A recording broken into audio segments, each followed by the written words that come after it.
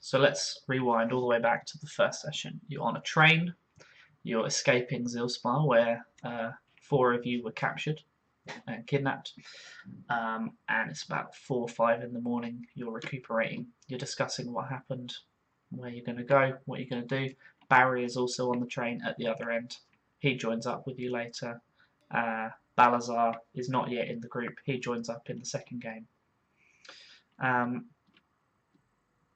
So as you're on the train, discussing everything, a female pattern warforged comes in, one of the train staff, to give you some refreshments. She sells you some sandwiches and cakes and whatnot. She's a very nice lady, and she then goes further up the carriage and talking to everyone along the way until she gets to 3 individuals sitting in a booth seat, and they're dressed in Silver Flame clothing, Church of the Silver Flame. One of them, the evident leader, female human, is taken aback by the Warforged, being quite rude and negative towards her, evidently some prejudice there, which we're not a fan of. Before the Warforged then hurries away to the other end of the carriage, where Barry buys a sandwich, Coronation Chicken, I think it was, and goes and introduces himself to the 3 members of the Church of the Silver Flame. Now, Miali and Liana are watching this, and as Barry offers one of his sandwiches to the lady in charge of these 3 people, she introduces herself as Sarah Shimmerstein, priestess of the Church of the Silver Flame, and Barry offers her a sandwich, and Miali casts a spell to make it taste like horse poo. Classic. We all remember that. That was fantastic. And Sarah eats it, is obviously put off by the taste.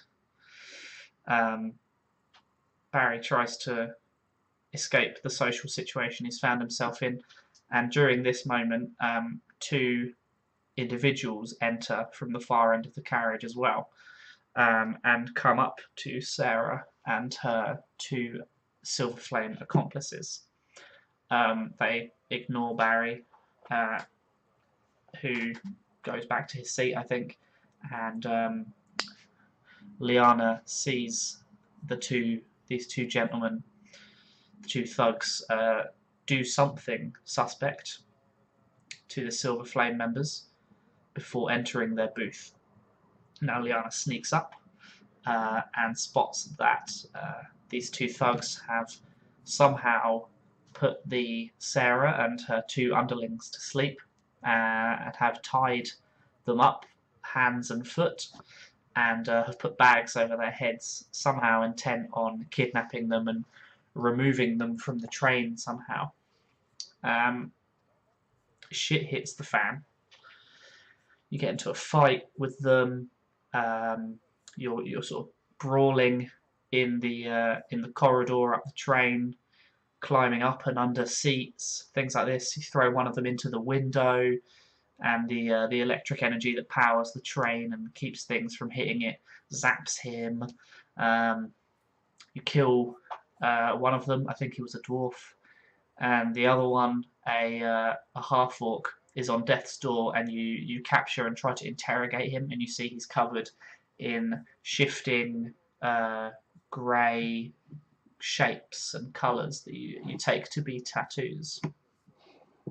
You don't know what they are, and he, in between gurgling his own blood, is babbling this nonsense. He's talking about how she has blessed him with power, and how he is awaited on the other side, and how this life is just a stepping stone to his true greatness.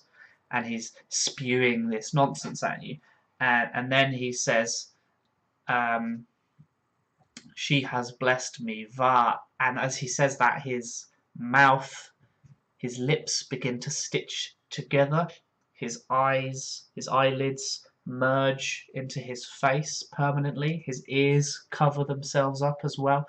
All the features of his face and his head, the flesh and skin knits itself together and merges until he's more one smooth-featured ball of a head. And obviously he can't breathe at this point. His nose has sealed as well. He can't breathe, and he's I think it was Nosra is holding him up, trying to interrogate him, and the guy's thrashing around as he can't breathe. But you can also see almost ecstasy on his face, and then he goes slack because he choked to death, basically. And you begin to investigate. He has these tattoos, you surmise, that are slowly moving and pulsating over his body. Lyanna takes a knife and tries to cut on the arm to separate it, and it spreads apart, but continues to shift. I think Lyanna thought that it was going to, some fluid was going to come out and it would be released, maybe, I can't remember. And spend some time investigating this. You also pull a ring off of his finger. It's a silver colour with small chunks of green stone haphazardly pushed into the metal. And it takes some tension, and when you finally pull it off, there's a squelching sound and blood on the hand. And as you look on the inside of the ring, there's barbs facing inwards to keep the ring on rather uncomfortably, and excuse me, and the blood that is there is slowly rotating around the inside of the band and disappearing over time. It is being absorbed and drunk by the ring. And again, you investigate this and experiment with this, moving the ring towards blood on one of the bodies, and it slowly drinks in the fluid.